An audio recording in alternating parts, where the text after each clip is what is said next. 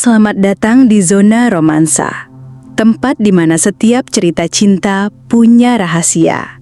Jangan lupa klik subscribe, like, komen, dan share, karena kisah ini bukan sekedar cerita. Ini nyata, dan bisa jadi ini juga kisah kamu. Di balik pintu pernikahan sempurna kami, ada dosa yang tersimpan. Dan ini kisahnya.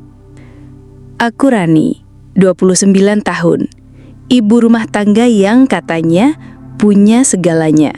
Suami mapan, wajah rupawan, rumah bak istana, hidup yang tampak sempurna. Setiap kali aku unggah foto kami berdua, selalu ada komentar seperti ini. Wah, couple goals banget, Kak. Pasti langgeng terus ya Kak Rani sama Mas Fajar.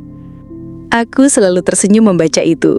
Bukan karena bahagia, tapi karena aku tahu semua itu cuma ilusi. Sayang?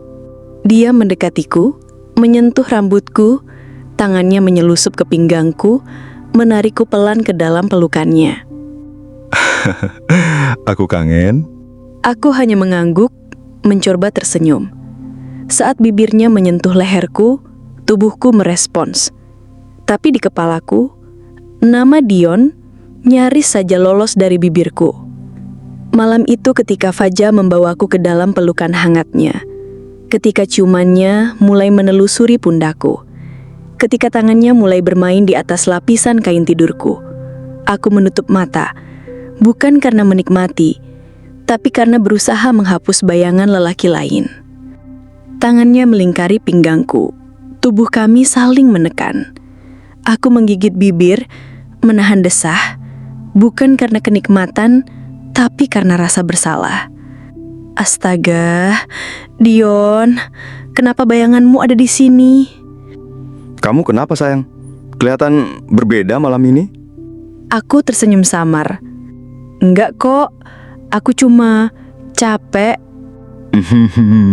Atau kamu pengen aku buas ya? Dia menindihku. Aku menahan nafas. Dan saat itu, di antara dekap, ciuman dan desir nafas yang semakin cepat, aku berdoa, semoga Fajar tak pernah tahu bahwa di balik pelukannya, aku menyimpan bayangan lelaki lain yang pernah menyentuh tubuhku jauh sebelum Fajar menjadi suamiku. Dan lelaki itu adalah Dion. Aku masih ingat pertama kali bertemu Dion. Dia bukan sekedar mantan pacar. Dia adalah lelaki yang pertama kali membuatku kehilangan kendali sebagai perempuan. Jangan terlalu polos, Ran. Kadang rasa itu gak perlu selalu ditahan. Itulah kalimat pertamanya waktu dia menggenggam tanganku. Di parkiran sepi, tangan Dion naik ke pundakku, lalu turun ke batas pinggang.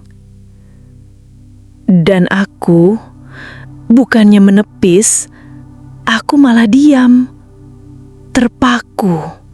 Malam itu, di dalam mobilnya yang lampunya sengaja dimatikan, Dion menarikku ke pangkuannya, menciumku, bukan seperti lelaki yang baru kenal perempuan. Ciumannya penuh penguasaan.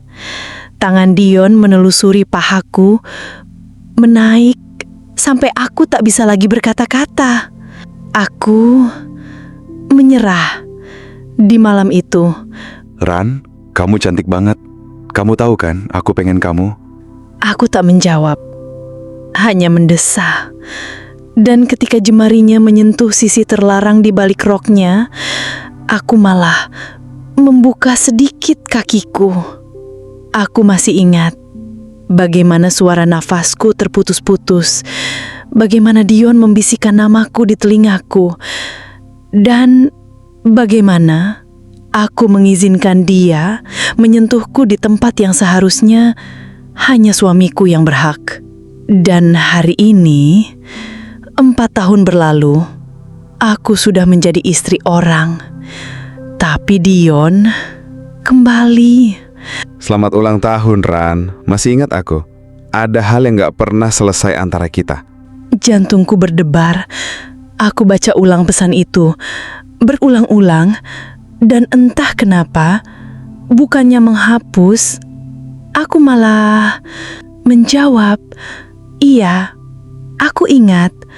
Dan disinilah aku sekarang, istri yang menjawab pesan dari lelaki yang pernah menyentuh tubuhku. Dan mungkin masih ingin melakukannya lagi. Tapi aku tak tahu. Ternyata Dion bukan cuma ingin mengucapkan selamat, tapi ingin bertemu denganku. Dan yang lebih gila, aku nyaris bilang iya. Dan yang lebih gila, beberapa jam setelah itu, aku benar-benar bilang, "Oke, kita ketemu." Aku datang. Bodohnya, aku datang. Dion sudah duduk di pojokan. Jaket kulitnya, senyumnya masih sama seperti dulu. Tatapannya masih tatapan laki-laki yang tahu bagaimana cara membuat perempuan seperti aku kehilangan akal. Ran, akhirnya kamu datang juga. Aku berusaha tersenyum. Cuma sebentar, Dion. Cuma ngobrol. Iya, ngobrol. Kayak dulu kan? Tangan Dion meraih tanganku di atas meja. Sentuhannya hangat, tapi juga berbahaya. Aku bisa saja menarik, tapi aku biarkan. Karena di satu sisi hatiku, aku rindu disentuh. Seperti dulu. Kamu tambah cantik, Ran. Suamimu tahu nggak? Istrinya masih semanis ini. Aku menelan ludah. Degup jantungku. Kacau. Dion, jangan. Dia menyentuh jemariku, menelusurinya dengan ibu jarinya. Dion, bisa-bisanya dia membuatku merasa seperti perempuan yang haus sentuhan. Dan saat dia membisikkan itu, Aku cuma mau pegang kamu. Sebentar aja. aku tidak menolak. Dia membuka pintu mobil. Aku masuk. Dia duduk di sampingku. Mobil yang sama, suasana yang hampir sama, dan aku perempuan yang sama, yang seharusnya sudah berubah. Dion menarikku perlahan. Tubuhku jatuh ke pelukannya, dan bibirnya menempel di leherku. Sekilas, seketika, dan itu cukup untuk membuatku kehilangan kendali sejenak. Astaga, ini salah. Tapi kenapa rasanya begitu? Fajar menyambutku di rumah. Dengan senyumnya, dengan pelukannya. Dan malam itu, aku tidur di pelukan suamiku sambil membawa jejak lelaki lain di kulitku.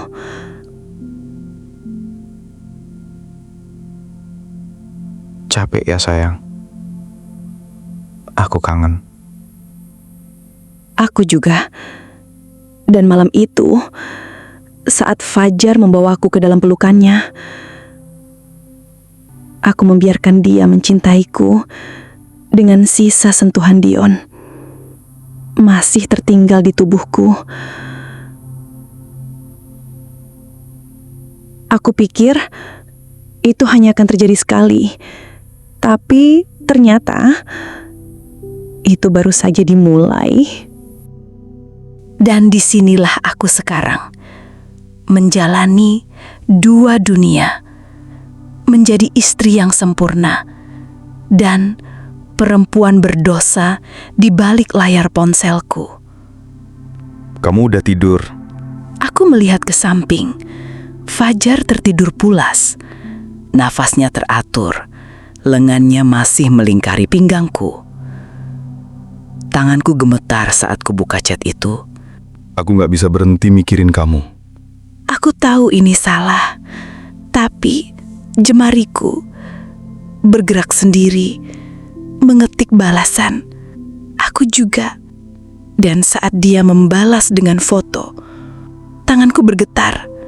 Foto itu bukan foto wajah, hanya sebagian dada terbuka tanpa kaos dan satu kalimat. Kamu pengen lihat aku? Aku menahan nafas. Aku tahu aku harus berhenti, tapi jari-jariku mengetik balasan itu. Iya. Aku pengen kamu, Ran. Aku bayangin kamu lagi di sampingku sekarang. Aku mendengarkan suaranya di atas ranjangku, di samping suamiku yang tertidur. Tubuhku memanas. Aku menggigit bibir. Jantungku berdebar kencang. Dan aku membalas dengan voice note. Dengan suara yang kubuat sedikit serak. Aku juga pengen kamu. Aku tahu, aku sudah kelewat batas. Dan malam itu, aku tidur sambil memeluk suamiku. Dengan suara lelaki lain masih terngiang di telingaku. Kok kamu kelihatan bahagia banget pagi ini? Aku tersenyum. Enggak kok, cuma mimpi indah aja. Mimpi apa sih? Aku tersenyum dan diam. Karena kalau aku jawab, mimpi itu bukan tentang dia. Aku mulai terbiasa dengan dua kehidupan ini. Dan tanpa kusadari, aku mulai menikmati permainan dosa ini. Aku pikir aku bisa mengendalikannya. Tapi malam itu, Dion mengajak tuh bertemu lagi. Kali ini di hotel. Dan aku, dengan bodohnya, mengatakan, "Oke."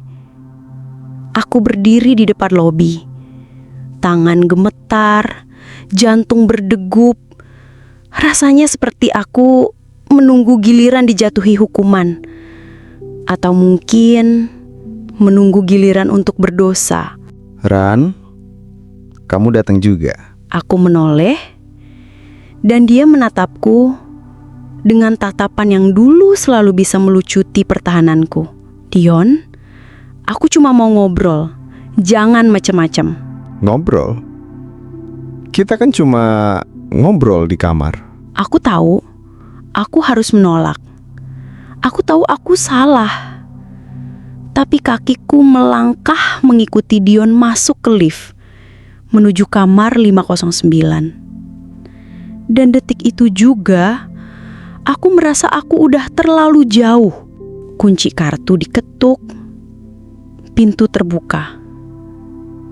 Dion mempersilahkan aku masuk. Aku masuk, dan pintu menutup di belakangku. Relax, Ran. Aku nggak akan maksa. Kecuali kamu yang minta. Aku berdiri di depan jendela, berpura-pura menatap pemandangan, padahal aku tahu Dion berdiri di belakangku semakin dekat. Dan ketika tangannya menyentuh pundakku, aku tidak bergerak. Tangannya meluncur pelan dari pundak ke lenganku. Hangat dan penuh hasrat tersembunyi. Aku bisa merasakan desahan napasnya di tengkukku dan suara itu. Aku pengen kamu, Ran. Cuma malam ini, gak lebih. Kepalaku menjerit, "Jangan!" Tapi tubuhku diam. Karena aku tahu bagian dari diriku juga pengen. Lengannya melingkari pinggangku, tubuhku bersandar di dadanya. Dan saat bibirnya menyentuh sisi leherku, aku menutup mata dan nyaris menyerah. Tapi di detik itu juga, Wajah Fajar terlintas di kepalaku. Wajah suamiku. Dan aku melepaskan diri. Maaf Dion, aku gak bisa. Ran, aku ngerti. Tapi jangan bilang kamu gak pernah ngerasa apa-apa. Aku hanya menatapnya, lalu berbalik keluar dari kamar itu dengan tubuh yang masih bergetar dan hati yang sudah terlalu kotor. Kamu keluar juga? Aku pikir aku sudah lolos, tapi ternyata bukan Dion yang harus kutakuti, karena ada seseorang yang melihat kami di hotel itu. Namanya Tania, sahabatku. Atau lebih tepatnya, sahabat yang tahu terlalu banyak tentangku. Dia duduk di depanku, dengan kopi di tangannya, dan senyuman yang terlalu tenang untuk perempuan yang baru saja melihat sahabatnya keluar dari kamar hotel dengan lelaki lain. Kamu jago juga ya, Ran? Ternyata bukan cuma suami yang bisa kamu peluk. Aku tersentak. Tan, aku bukan seperti itu. Oh, aku tahu. Kamu lebih dari itu. Kupikir Tania akan marah atau menghakimi. Tapi tidak. Yang dia lakukan malah tersenyum. Dan kalimatnya berikutnya membuatku tak bisa bernapas. Gimana kalau kita bagi rahasia? Karena aku juga punya satu rahasia yang kayaknya bakal bikin kamu kaget. Aku menatapnya. Dan entah kenapa, ada sesuatu di balik tatapan matanya. Sesuatu yang lebih gelap dari sekedar seorang sahabat yang tahu aku hampir berselingkuh. Tenang aja, Ran. Aku gak bakal bocorin ke siapa-siapa. Asal apa? Asal kamu ikut main sama aku. Aku mematung. Aku gak paham. Atau aku pura-pura gak paham. Karena saat Tania tersenyum dan tangannya meraih jemariku di atas meja, aku merasa dosa yang kulakukan dengan Dion baru permulaan. Tenang aja, Ran. Aku cuma mau kita berbagi kesenangan. Dan sore itu, aku tahu aku baru saja masuk ke permainan yang jauh lebih berbahaya. Bukan hanya soal pria, tapi soal permainan yang bahkan belum pernah aku bayangkan.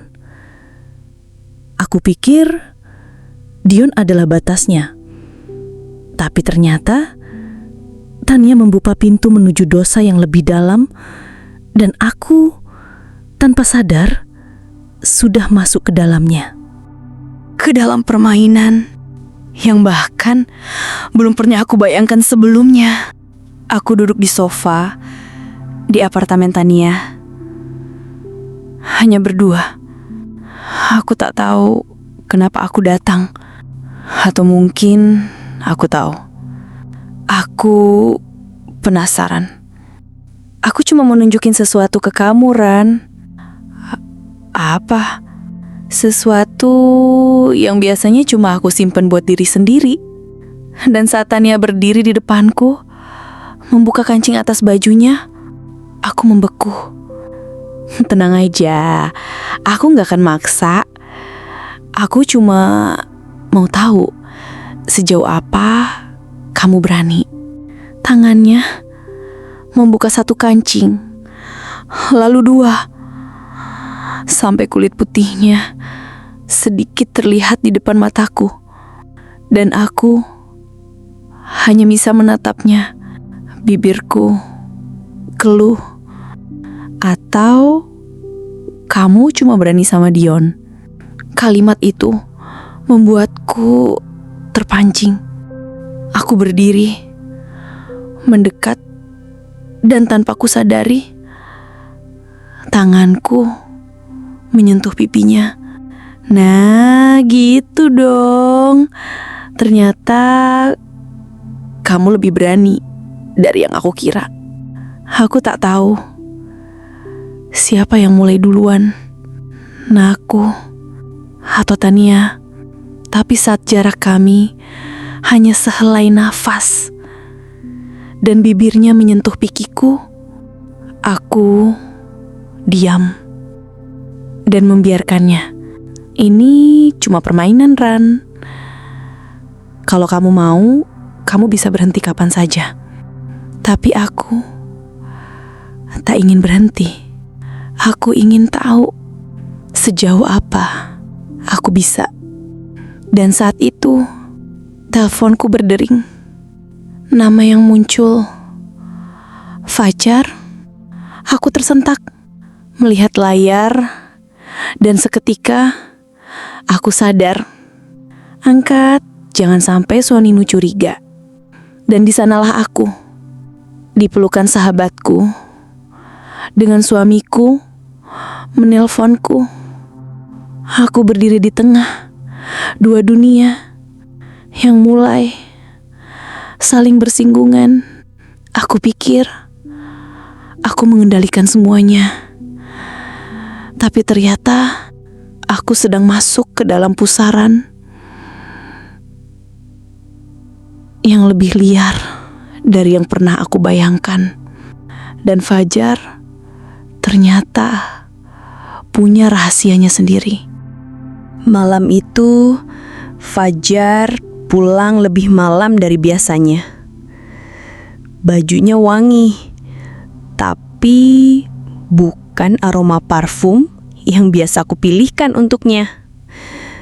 Dan ketika aku mencium kerah bajunya, ada sesuatu, aroma perempuan lain. Sayang, aku capek banget, langsung tidur ya. Kamu dari mana? Meeting, biasa. Meeting. Jam 11 malam dengan wangi tubuh. Seperti itu, aku diam, menahan semua pertanyaan yang seharusnya kuhujani padanya. Dan saat Fajar terlelap, aku mengambil ponselnya dan membuka isi pesannya. Jangan lupa, kita lanjut besok malam. Kamu panas banget tadi. Aku suka pas kamu bisik-bisik di telingaku kayak gitu. Itu bukan dari rekan bisnis. Itu dari Dinda. Nama yang bahkan bukan sekadar klien. Dinda adalah sekretarisnya. Jadi, selama ini aku merasa berdosa. Tapi kamu, Fajar, kamu juga pengkhianat. Aku memejamkan mata, dan di saat itu aku sadar rumah tangga kami sudah terlalu dalam, terlalu banyak rahasia, dosa, pengkhianatan. Dan keesokan paginya di meja makan, Kamu kelihatan cantik banget pagi ini. aku tersenyum. Iya dong, kan aku harus kelihatan cantik biar kamu betah di rumah. Iya, kamu emang istri terbaik. Istri terbaik. Dan kamu suami pengkhianat. Kalau selama ini aku menjaga diri, mungkin setelah ini aku tak perlu lagi menahan diri. Kalau Fajar bisa bermain di belakangku, kenapa aku tidak bisa?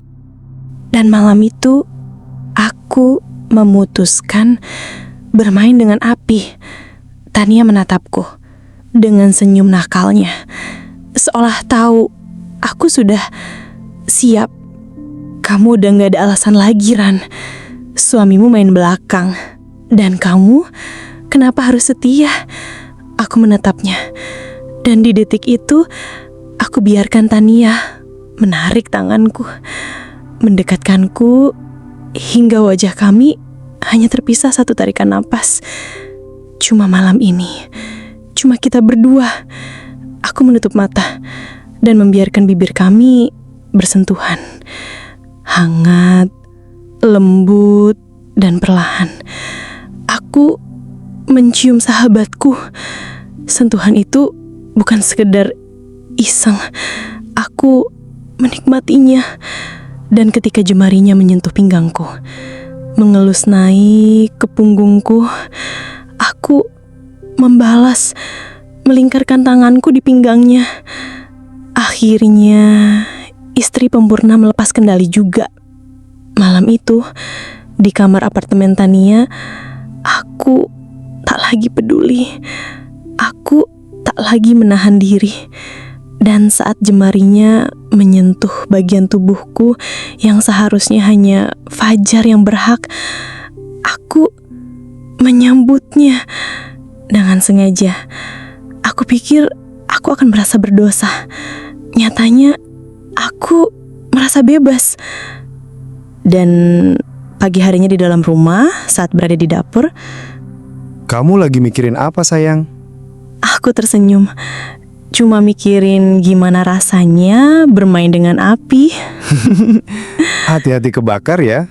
Aku tersenyum karena aku tahu aku sudah terbakar. Malam itu aku belajar satu hal. Terkadang bermain dengan api bisa membakar segala rasa bersalah. Pagi ini, api itu akhirnya membakar semuanya. Malam ini aku ada urusan lagi. Jangan tungguin ya. Aku tersenyum tipis sama Dinda. Loh, kok kamu tahu? Jadi, benar. Aku gak salah. Aku menatap matanya, dan di detik itu, aku tahu. Aku sudah selesai bersandiwara. Tenang, Jar. Aku juga ada urusan malam ini. Jangan tungguin aku juga. Maksud kamu... Aku tersenyum. Senyuman yang bahkan aku sendiri tak tahu sedingin apa. Aku bangkit, memasukkan ponsel ke dalam tas, dan berjalan melewati Fajar. Dengan satu kalimat yang kutinggalkan di belakangku. Aku mau ketemu Dion, dan mungkin sekalian nginep di apartemen Tania. Aku tak menoleh. Aku tahu Fajar terdiam.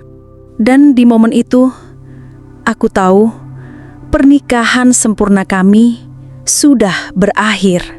Malam itu, aku berdiri di depan cermin, melihat diriku.